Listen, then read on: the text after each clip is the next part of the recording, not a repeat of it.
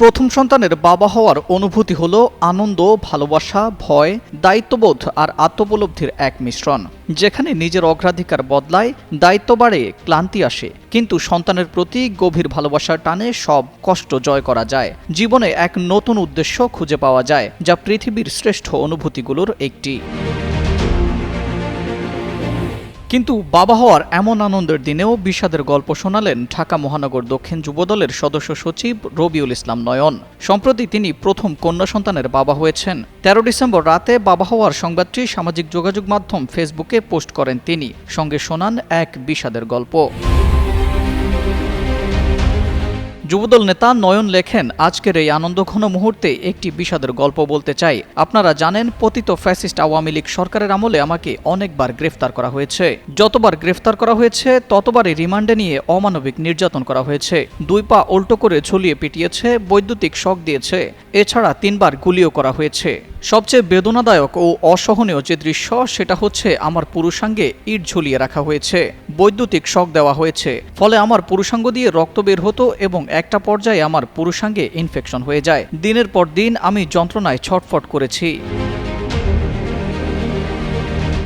বারবার এমন নির্যাতনের ফলে এবং একটা পর্যায়ে পুরুষাঙ্গে ইনফেকশন হয়ে যাওয়ায় ধীরে ধীরে আমার প্রজনন ক্ষমতা কমে যায়। একটি ফুটফুটে সন্তানের নিষ্পাপ মুখ দেখার তীব্র ইচ্ছায় দিনের পর দিন ডাক্তার দেখিয়েছি, কিন্তু কোনো ফল পাইনি। আমি আর আমার সহধর্মিণী নীরবে নিভৃতে একে অপরকে জড়িয়ে ধরে কেঁদেছি।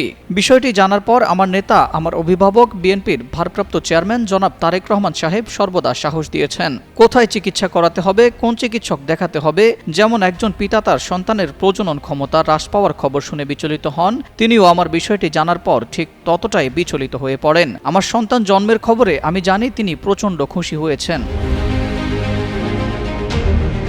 আবেগাপ্লুত নয়ন লেখেন, আসলে মানসিক যন্ত্রণা এমন এক কষ্ট যা বাইরে থেকে বোঝা যায় না, কিন্তু ভেতরটা নিঃশব্দে ভেঙে দেয়। এই যন্ত্রণা চোখের পানি দিয়ে নয়, হৃদয়ের নিঃশ্বাসে প্রকাশ পায়।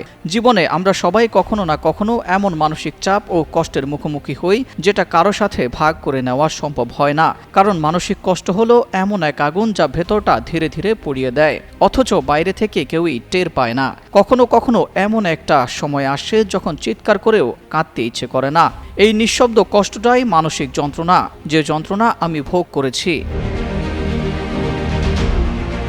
সবশেষে তিনি লেখেন, আল্লাহ আমার ফরিয়াদ কবুল করেছেন। আমি সবার কাছে আমার প্রিয় সন্তানের জন্য দোয়া চাই। সেই সাথে মহান রব্বুল আলামিনের দরবারে হাজারো শুকরিয়া আদায় করছি। আহমেদ ইমতিয়াজ, যুগান্তর নিউজ।